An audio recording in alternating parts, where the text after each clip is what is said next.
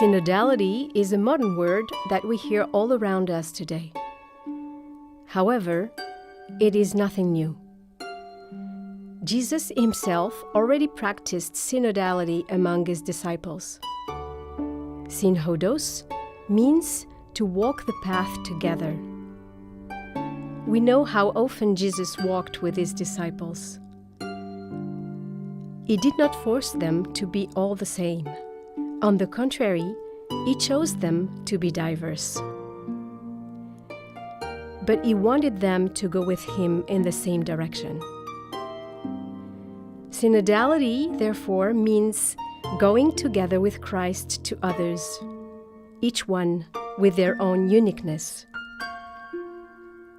And because Christ is present in his church, we are to experience this common walk with him through the universal church.